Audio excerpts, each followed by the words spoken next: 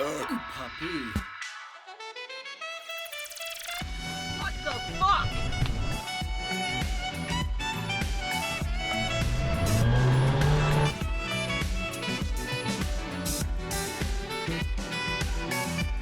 What's up guys, Big Al's Bike and Auto here coming at you. Sorry for the lack of content lately, I've been very busy.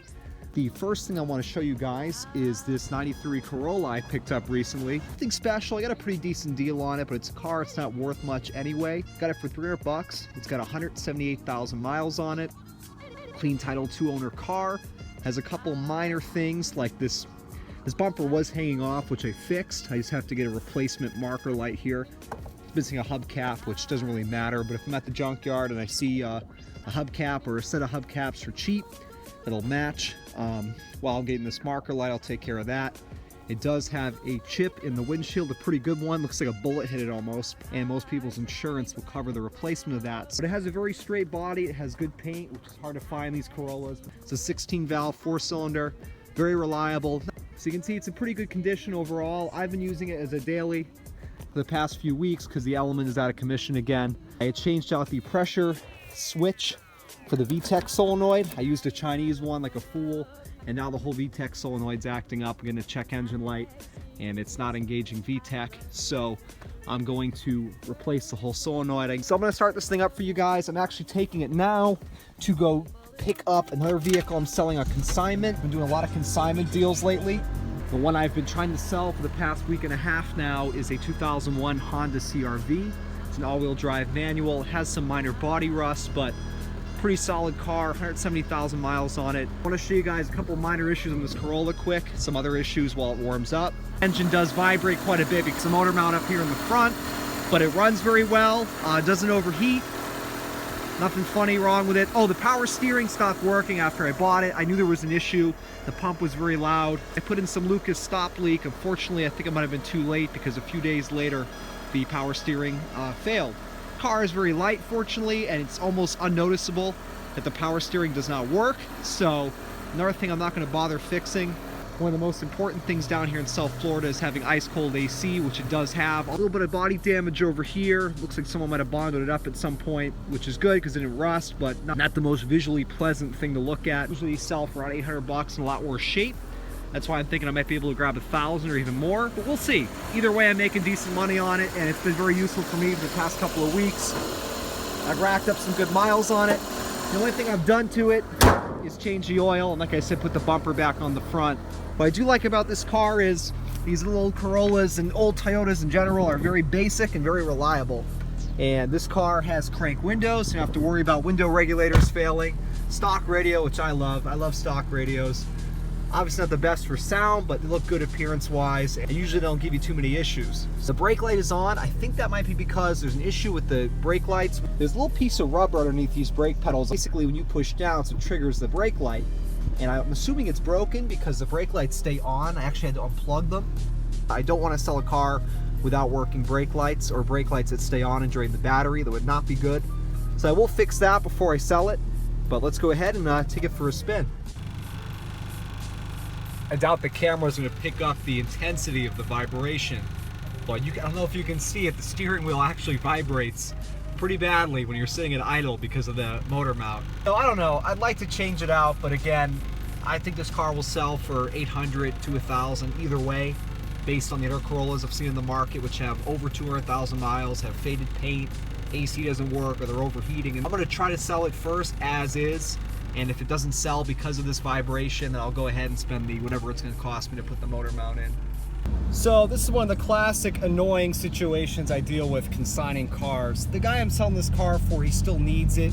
So whenever I have someone that wants to see it, he leaves it at home for me for the day, and he takes an Uber or whatever he does. So here I am in the CRV. It's a pretty good runner. It's a manual, which is cool, all-wheel drive. I get there.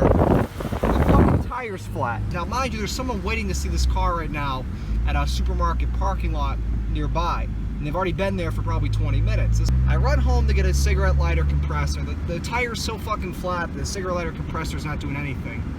So now I gotta drive this thing with a flat tire. There's a gas station up the road here that has an air compressor. So I'm gonna have to take it there, pray to God I don't ruin this tire on the way. fill it up with air, and then take it all the way over to the supermarket where the guy has been waiting. And hopefully by then he's still sticking around, and it's probably going to ruin his perception of the vehicle and me as a seller because he's got to wait for it. So I might be losing a potential buyer here because of this situation. So anyway, I'm almost at the gas station. So far the tire is still appearing to be okay. So I'm going to take it to the gas station, fill it up, take it over, and I'll let you guys know what happens. Okay, good news is the tire made it. I'm now just a few minutes away from the supermarket where we're meeting. This thing has no muffler on it. It sounds pretty good. Hopefully the buyer, I had one buyer come look at it. He was pretty turned off by that. I told him we could put a muffler on it easily, but wasn't interested. So hopefully this buyer won't mind. If this guy falls through, I'm not too concerned because I got a woman actually who's been looking for a manual CRV who's very interested. She was mentioning leaving a deposit, this and that, and wants to come see it tonight. So, but she's bringing her mechanic, which I really don't know if there's anything wrong with this vehicle. To me, it feels fine. It's got an ABS light on, probably for a sensor in the front, but it seems pretty good to me. However, I prefer when there's no mechanic inspection on a consignment because I don't know anything about the vehicle, and it could just be a waste of my time if they find something wrong with it. So, we'll see what happens with this guy, but if he fails, I have a buyer tonight.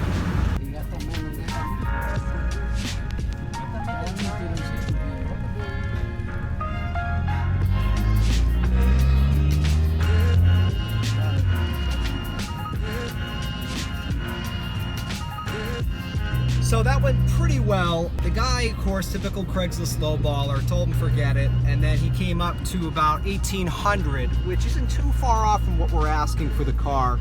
I got it listed for $22, but I do have this chick that wants to see it tonight. She's like begging me to hold it for her. She's been looking for a manual CRV, and I have a feeling I should be able to squeeze the extra $200 to $400 out of her for the car, which is the goal. I've got this guy, look at this fucking asshole. You gotta love Miami. So I've got this guy as a potential buyer, which is good. I told him like, no for now. I got other people who are interested at a higher price.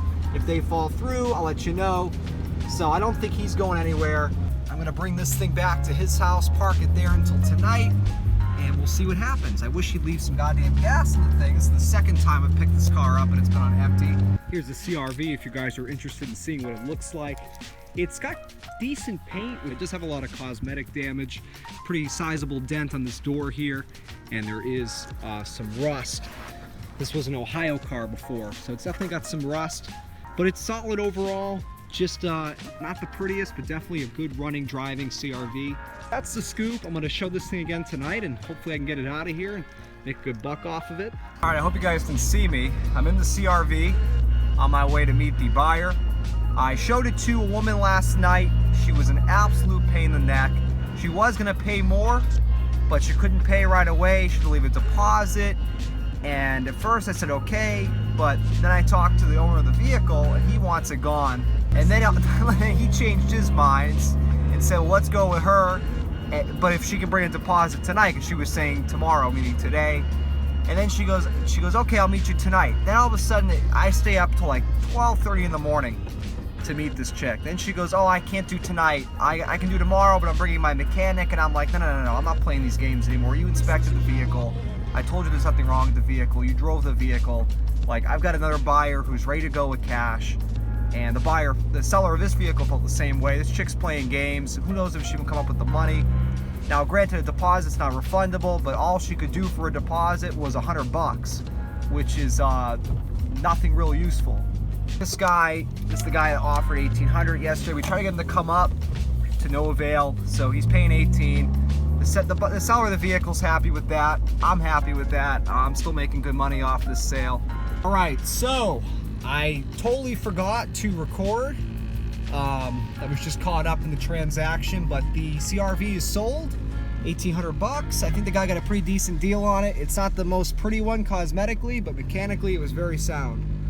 So that's gone. I took my percentage, and that's that. So nice little quick, easy, somewhat easy. The chick last night made it a little annoying, but it is what it is. It was just an hour or two out of my night, but that's that.